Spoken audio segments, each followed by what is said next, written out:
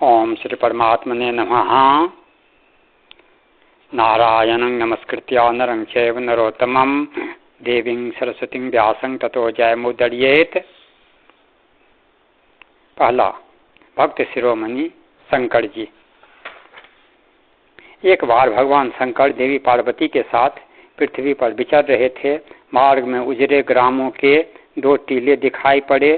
शंकर जी ने नंदी से उतरकर दोनों को प्रणाम किया, क्योंकि भक्ति आपको अत्यंत प्यारी है।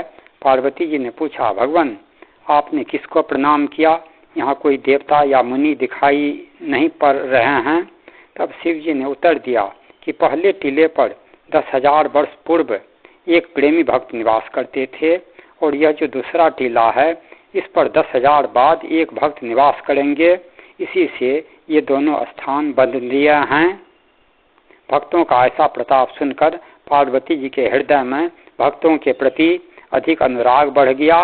उनका ऐसा गहरा रंग चढ़ा कि इसका वर्णन नहीं किया जा सकता है। दूसरा, देवर्षि नारद। देवर्षि नारद पहले उपबरहन नाम के गंधर्व थे। एक बार ब्रह्मा जी की सभा में सभी देवता और गंधर्व भगवान नाम का संकीर्तन करने के लिए आए। नारद जी भी अपनी स्त्रियों के साथ उस सभा में गए। भगवान के संकीर्तन में विनोद करते हुए देखकर ब्रह्मा जी ने इन्हें शूद्र होने का शाप दे दिया। उस शाप के प्रभाव से नारद जी का जन्म एक शूद्र कुल में हुआ। जन्म लेने के बाद ही इनके पिता की मृत्यु हो गई। इनकी माता दासी का कार्य करके इनका भरण पोषण करने लगी। एक दिन इनके गांव में कुछ महात्मा आए और चातुर्मास बिताने के लिए वहीं ठहर गए। नारद जी बचपन से ही अत्यंत सुशील थे। वे खेल कूद छोड़कर उन साधुओं के पास ही बैठे रहते थे और उनकी छोटी से छोटी सेवा भी बड़े मन से करते थे। संत सभा में जब भगवत कथा होती थी तो ये तन्मय होकर सुना करते थे। संत लोग इन्हें अपना शीत प्रसाद खाने के लिए देते थे। उसके प्रभाव से नारद जी का हृदय पवित्र हो गया और इनके समस्त पाप धुल गए। जाते समय महात्माओं ने प्रसन्न होकर इन्हें भगवान नाम का जप एवं भगवान के स्वरूप के ध्यान का उपदेश दिया। एक दिन सांप के काटने से इनकी माता जी भी इस संसार से चल बसी। माता के वियोग को भी भगवान का परम अनुग्रह मानकर ये अनाथों के नाथ दीनानाथ का भजन करने के लिए चल पड़े।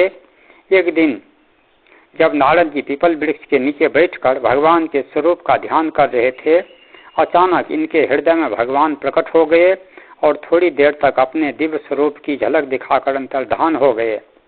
भगवान का दोबारा दर्शन करने के लिए नारद जी के मन में परम व्याकुलता पैदा हो गई। वे बार बार अपने मन को समेटकर भगवान के ध्यान का प्रयास करने लगे, किंतु सफल नहीं हुए। उसी समय आकाशवाणी हुई, हे दासी पुत्र, अब इस जन्म में फिर तुम्हें मेरा दर्शन नहीं होगा। अगले जन्म में तुम मेरे पार्षद रूप में मुझे पुनः प्राप्त करोगे। समय आने पर नारद जी का पांच भौतिक शरीर छूट गया और कल्प के अंत में ये ब्रह्मा जी के मानस पुत्र के रूप में अवतीर्ण हुए। देवर्षि नारद भगवान के भक्तों में सर्वश्रेष्ठ हैं। ये भगवान की भक्ति और महात्म के विस्तार के लिए अपनी वीणा की मधुर तान पर भगवत गुणों का गान करते हुए निरंतर विचरण किया करते हैं। दूसरा, श्री सनकादि जी।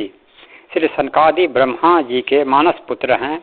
अनेक कल्पों की आयु बीत जाने पर भी ये अवस्था में 5 वर्ष के बालक के समान ही रहते हैं। ये सदैव श्री हरि का गुण गान करते हुए लोगों का कल्याण करने की इच्छा से अपात गति से सर्वत्र विचरण करते रहते हैं। दूसरा,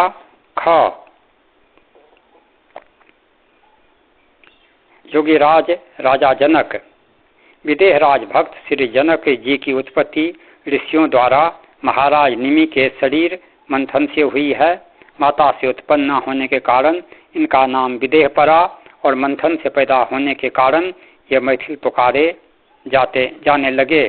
इसलिए इस वंश में आगे होने वाले राजा भी मैथिल और जनक कहलाए। भुवन वंदा भगवती सीता के पिता महाराज शीर्ध्वज को भी जनक नाम से पुकारने का यही कारण है। उनकी पुत्री सीता का विवाह श्री रामचंद्र जी के साथ हुआ। श्री जनक जी मात्र ब्रह्म ज्ञानी ही नहीं परम भागवत हैं। उनका मन श्री राम सीता के चरण कमलों का सदैव भ्रमर बना रहा है।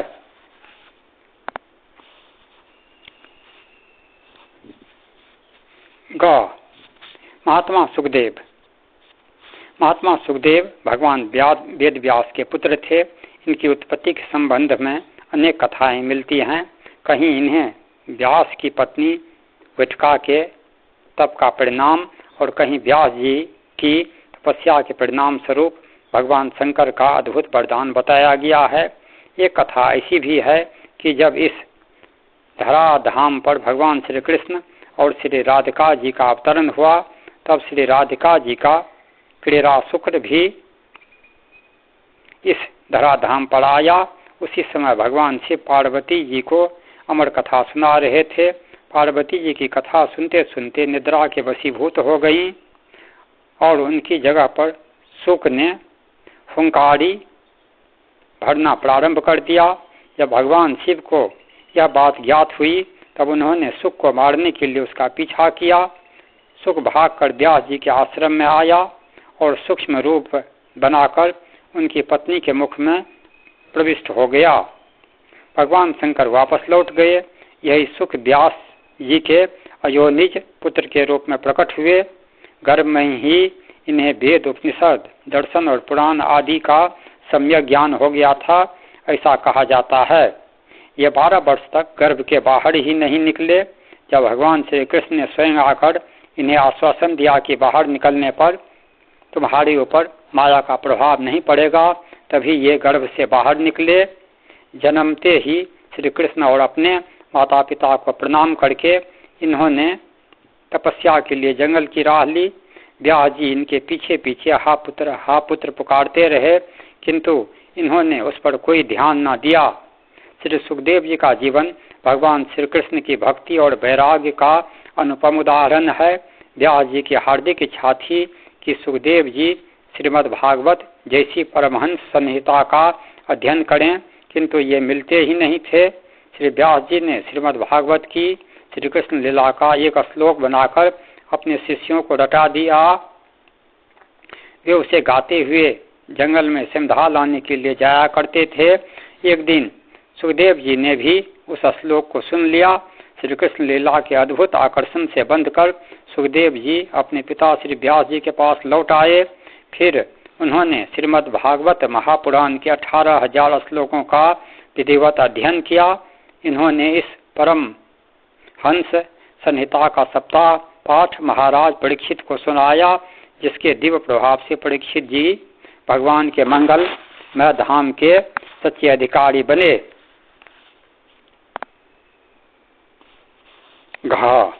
श्री यमराज जी, भगवान सूर्य की पत्नी संज्ञा से आपका प्रादुर्भाव हुआ है। आपको भगवान श्री हरि ने अपनी विभूति कहा है। यम संयमतामहम, गीता 10:29। आप कल्पांत तक संयमनी पुरी में रहकर जीवों के कर्मानुसार शुभाशुभ फल का विधान करते रहते हैं। प्रजा का संयमन करने के कारण आपको यमराज भी कहा जाता है। पुण्यात्मा लोगों को आप धर्मराज के रूप में बड़े सौम्य और पापात्मा जीवों को यमराज के रूप में भयंकर दिखते हैं। कठोपनिषद में नचिकेता को दिया गया इनका उपदेश बड़े महत्व का है।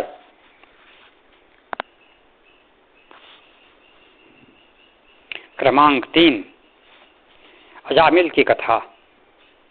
कन्नौज के आचार्यच्युत एवं जातिच्युत ब्राह्मण अजामिल ने कुलटा दासी को पत्नी बना लिया था। न्याय अन्याय से जैसे भी धन मिले वैसे प्राप्त करना और उस दासी को संतुष्ट करना ही उसका काम हो गया था। माता पिता की सेवा और अपनी विवाहिता साध्वी पत्नी का पालन भी कर्तव्य है। यह बात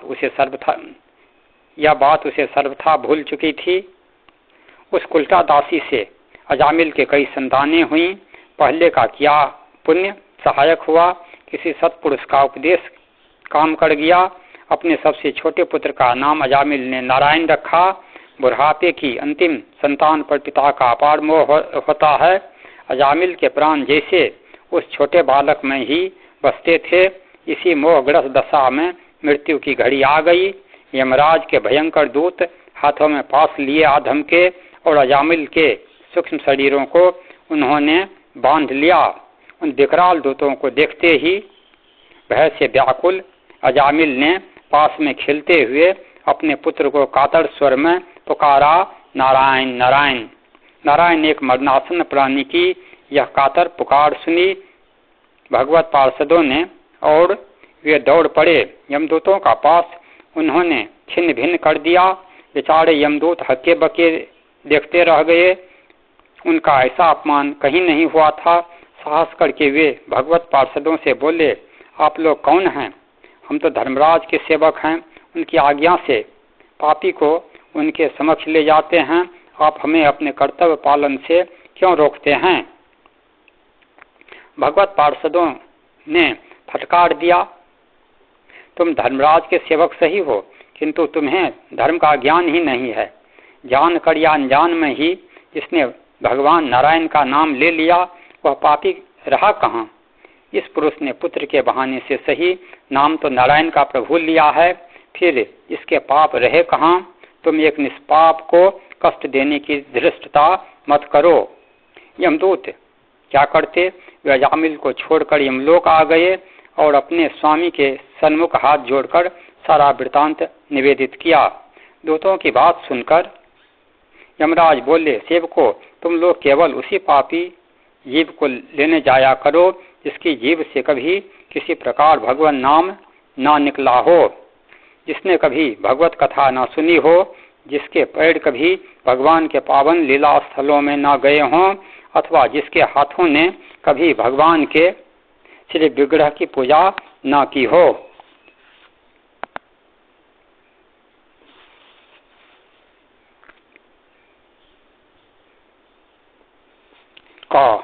श्री जामवन जी, वृक्षराज जामवन ब्रह्मा के अंशावतार हैं।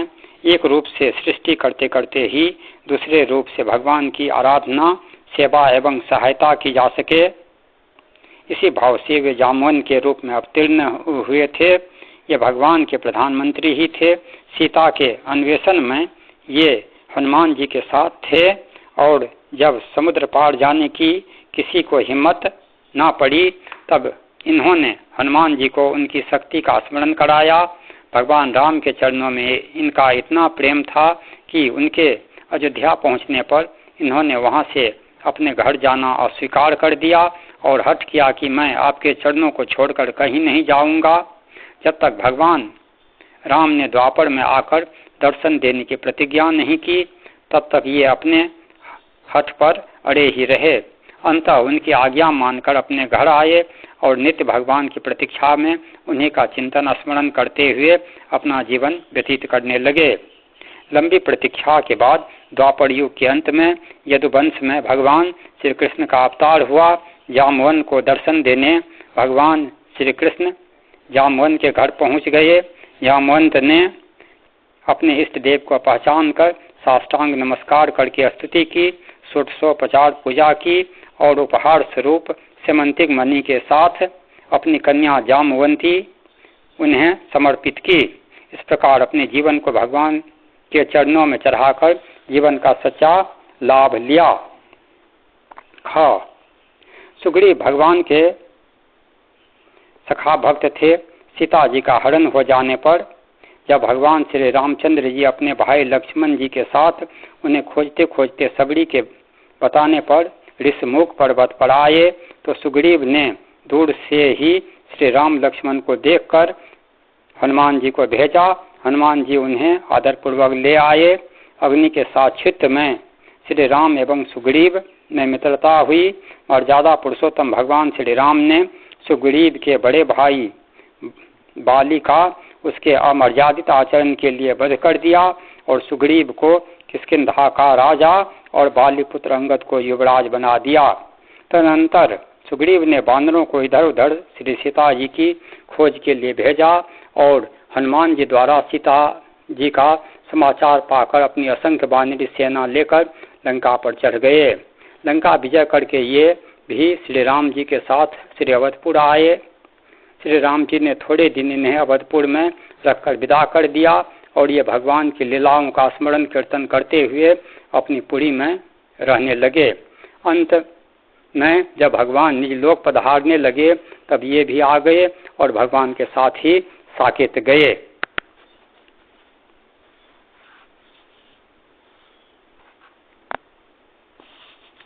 क्रमांक 4 श्री विवेकानंद जी। श्री विवेकानंद जी शरणागति भक्त के आदर्श हैं। राक्षस वंश में उत्पन्न होते हुए भी वे वैष्णवों में अग्रगण्य थे। ये मनुष्य मात्र में अपने आराध्य प्रभु श्री राम का दर्शन करते थे।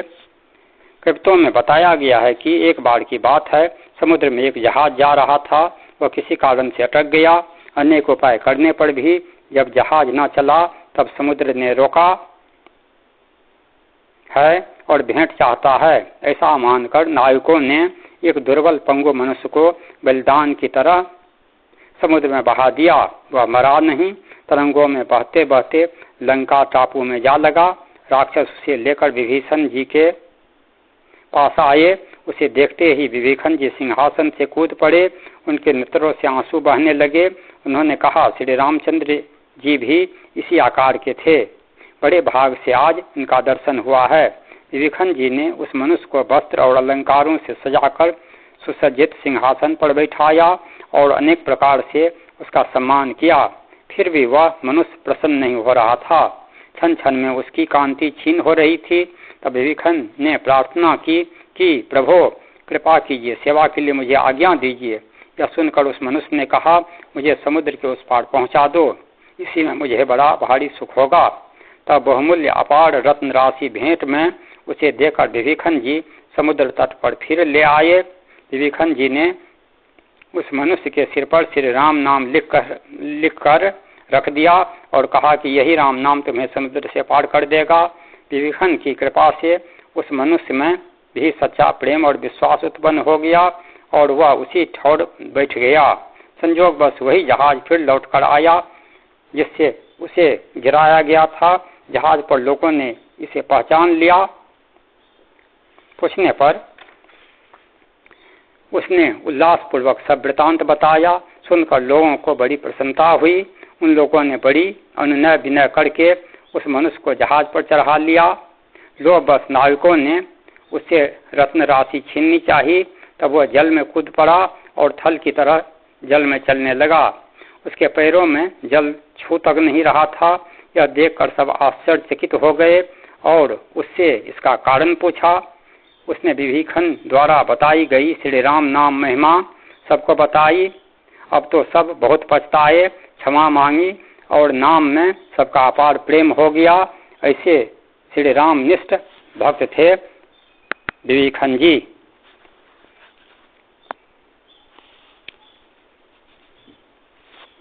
क्रमांक 5 भक्तिमती सबड़ी। सबड़ी भगवत भक्ति की साक्षात प्रतिमा थी। उसका जन्म भील कुल में हुआ था। वह भील राज की एकमात्र कन्या थी। उसका विवाह पशु स्वभाव के एक क्रूर व्यक्ति से होना निश्चित हुआ था। अपने विवाह के अवसर पर बलि हेतु लाए गए पशु समुदाय को देखकर उसका हृदय करुणा प्लावित हो उठा। उसके हृदय में दया, अहिंसा और भगवत भक्ति के संस्कार थे। उसने अपने पिता के अपयश की परवाह किए बिना चुपचाप जंगल की राह ली। सबड़ी वन में निवास करने लगी। इनके मन में साधु संतों की टहल करने की बड़ी इच्छा थी, पर शरीर नीच जाति का है।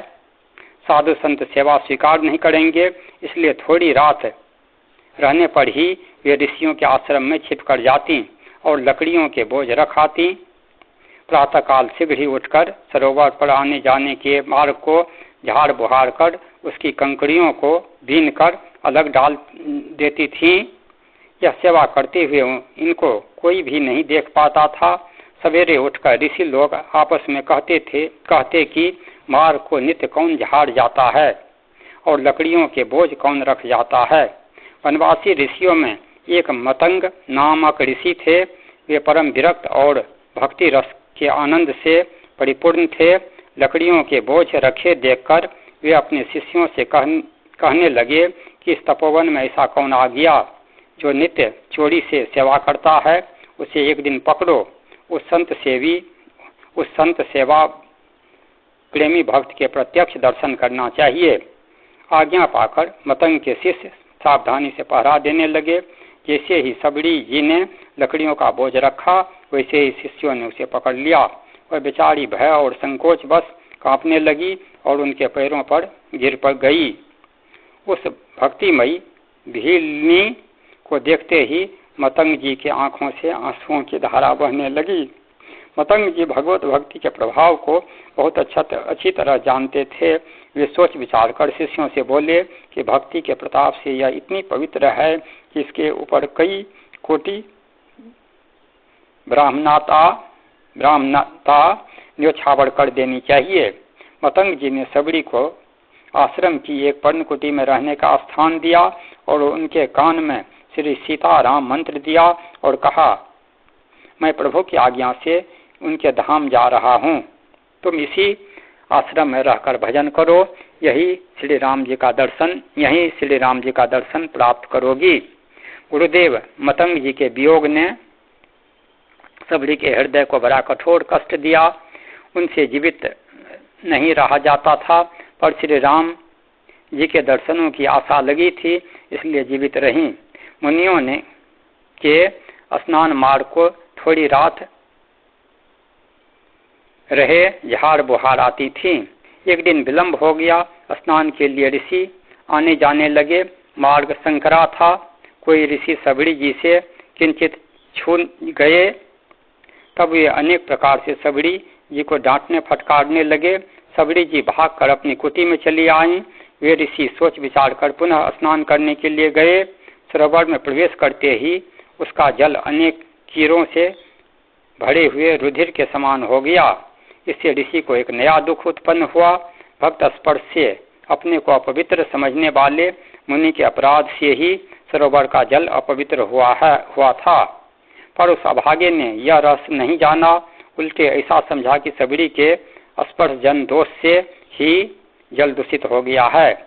सबड़ी जी को श्री राम जी की बड़ी भारी चिंता रहती। वे आगमन की प्रतीक्षा में अति व्याकुल रहती। वन से बेर बीन बीन कर लाती, चक्कर देखती।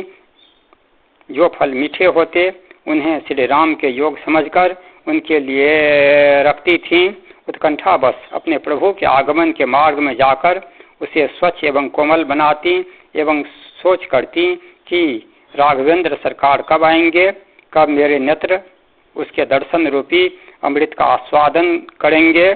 इस प्रकार प्रभु के आगमन की बाट देखते देखते जब बहुत दिन बीत गए, तब एक दिन अचानक ही श्री राम जी आ गए। उनके सभी शोक मिट गए, परंतु उसे अपने शरीर के नीच कुल में उत्पन्न होने की बात याद आ गई। इसलिए वह संकोच बस भागकर कहीं छिप गई। भगवान श्री राम वनवासी लोगों से और ऋषियों से पूछते पूछते वहां आए जहां सबड़ी जी का स्थान था। वहां सबड़ी को ना देखकर भगवान कहने लगे कि भागशालिनी हरिभक्ता कहाँ है, मेरे नेत्र उसके दर्शन रूपी सुधा के प्यासे हैं। स्वयं सरकार मेरे आश्रम में पधारे। यह जानकर सबड़ी जी भी आश्रम की ओर दौड़ी। दूर जहाँ से प्रभु को देखा, वहीं से सप्रेम साष्टांग दंडवत प्रणाम किया। सबड़ी के नेत्र प्रफुल्लित हो गए। भगवान ने समीप जाकर शीघ्रता से ललकार कर उसे उठा लिया। कोमल कड़कमल के स्पर्श से तन मन की सब व्यथा दूर हो गई।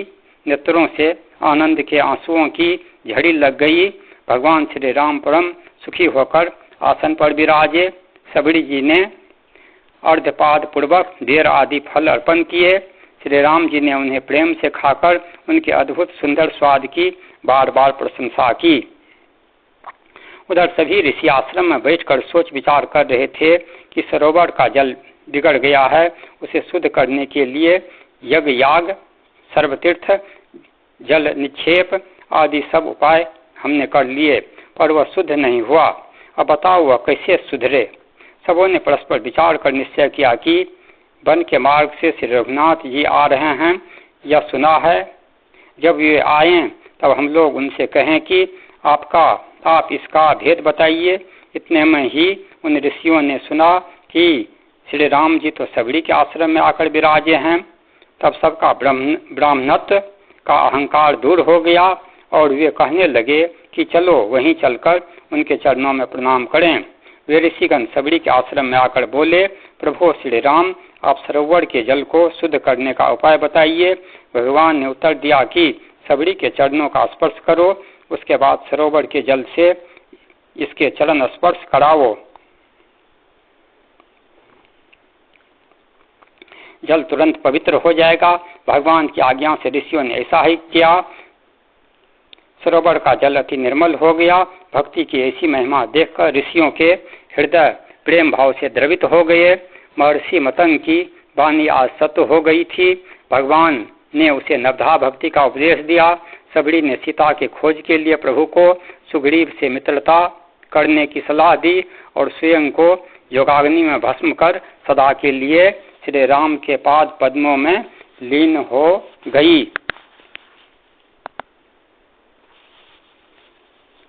श्री जटायु जी, प्रजापति कश्यप जी की पत्नी विंता से 2 पुत्र हुए, अरुण और गरुड़।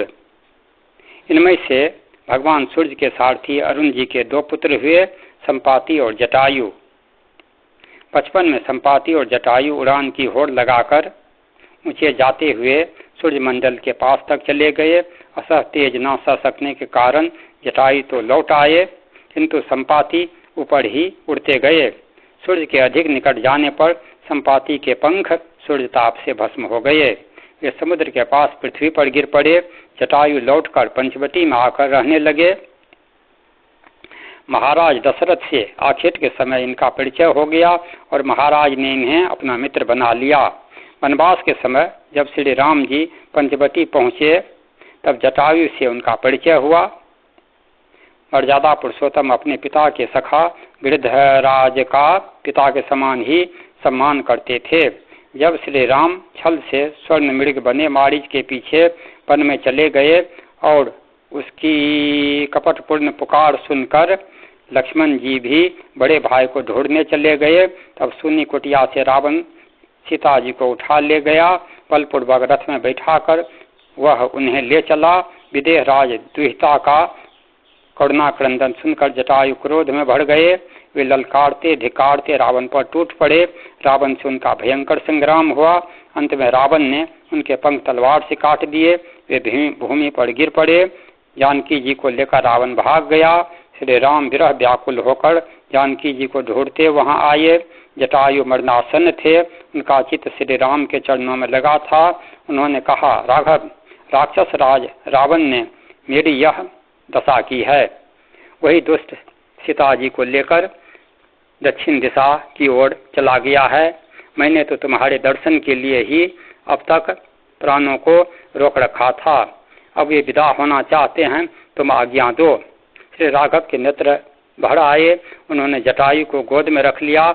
जटायु ने श्री राम के मुख कमल का दर्शन करते हुए उनकी गोद में ही शरीर छोड़ दिया। उन्हें भगवान का सारूप्य प्राप्त हुआ। श्री राम ने जटायु के शरीर का सम्मान पूर्वक दाह कर्म किया और उन्हें जलांजलि देकर श्राद्ध किया।